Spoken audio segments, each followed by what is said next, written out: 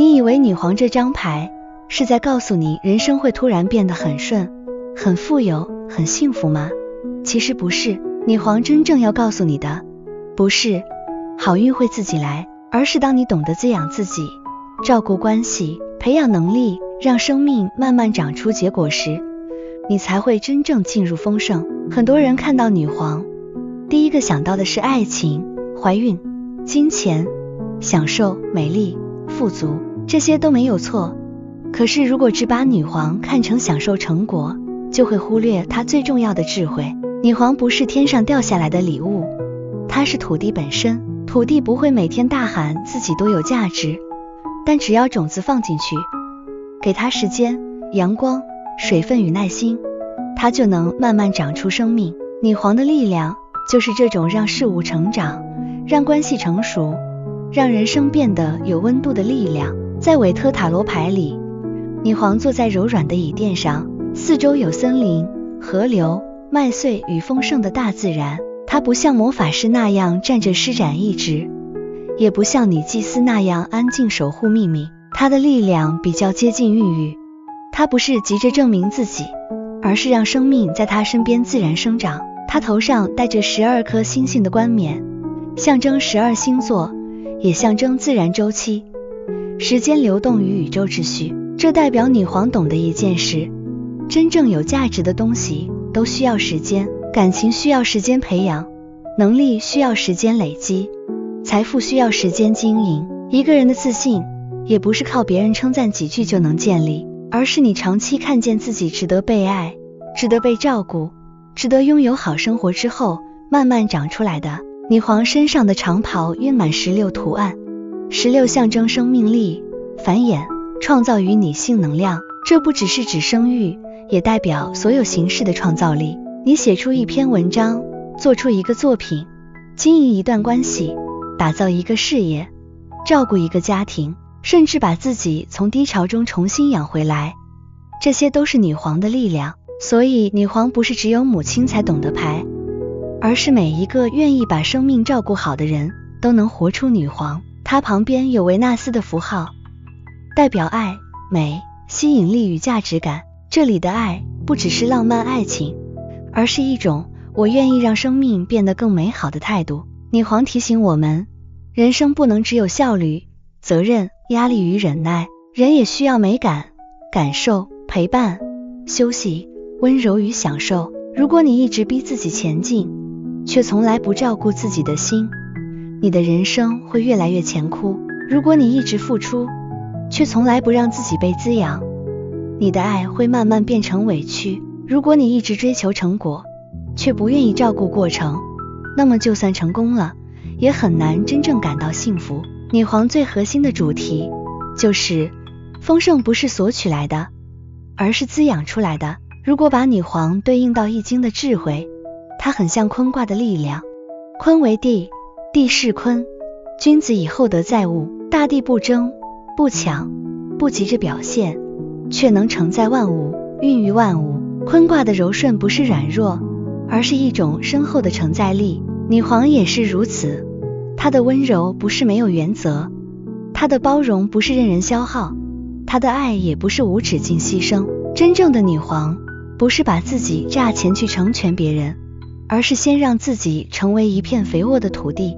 你自己有能量，才有能力照顾别人；你自己有价值感，才不会在关系里祈求爱；你自己内在丰盛，才不会因为外界一点冷淡就觉得自己不值得。所以当女皇出现在感情里，她提醒你，不要只问对方爱不爱你，也要问这段关系有没有滋养你。真正好的感情不是让你每天猜测、焦虑、消耗、自我怀疑，而是让你在其中越来越稳定，越来越柔软，也越来越像自己。如果你正在暧昧，女皇告诉你，不要急着逼出结果，而是观察这段互动是否有自然成长的空间。好的关系不需要每天用力拉扯，它会像植物一样，在稳定的照顾中慢慢开花。但如果你一直单方面浇水，对方却从不回应，那不是女皇的爱，那是你的能量正在流失。如果你正在工作上努力，女皇提醒你，不要只追求立即成功，而是要开始建立自己的土壤，你的专业、口碑、作品、客户关系、人脉信任，这些都不是一天形成的。你现在做的每一件小事，只要方向正确，都是未来丰收的种子。但女皇也提醒你，不能只想收成，却不愿意耕耘。很多人想要有钱，却不愿意建立价值；想要被爱，却不愿意学习爱人；想要人生变好，却每天用同样的方式消耗自己。女皇的丰盛从来不是空想，而是用稳定的照顾把结果养出来。如果你现在遇到财务问题，女皇给你的建议是，先检查你的价值交换是否健康。你是不是太常低估自己的付出？你是不是不好意思收钱？你是不是明明很累，却还一直免费提供自己的时间与能力？女皇代表价值感，她要你知道，真正的丰盛不是贪婪，而是你敢承认自己的努力值得回报。如果你现在处在人生低潮，女皇要你先回到身体，好好吃饭，好好睡觉，把生活环境整理前进，让自己接触阳光、水、植物、音乐与能让你放松的东西。不要小看这些基本的照顾，因为很多时候人不是没有希望，而是身心已经太枯竭到连希望都长不出来。女皇也提醒我们，真正的爱不是控制。有些人以为照顾就是替对方安排一切，以为付出就是要求对方照自己的方式生活。可是女皇的爱是让生命自然成长，不是把花拔高。你可以给支持，给陪伴，给温暖，但你不能替别人活他的人生。同样的，你也不能一直期待别人来滋养你。你要学会问自己，我最近有没有好好照顾自己？我有没有让自己的生活变得更美？我有没有尊重自己的感受？我有没有把时间花在真正能让我成长的人事物上？女皇的逆向提醒就是过度付出、过度依赖、过度享乐，或是失去自我价值感。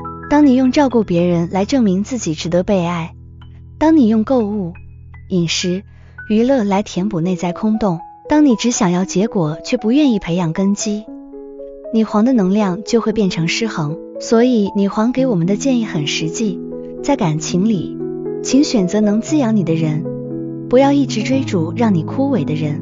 在工作里，请建立长期价值，不要只看眼前掌声。在金钱里，请尊重自己的付出，不要害怕收下应得的回报。在生活里，请把自己照顾好，因为你不是工具，你是一个需要被爱、被滋养、被善待的人。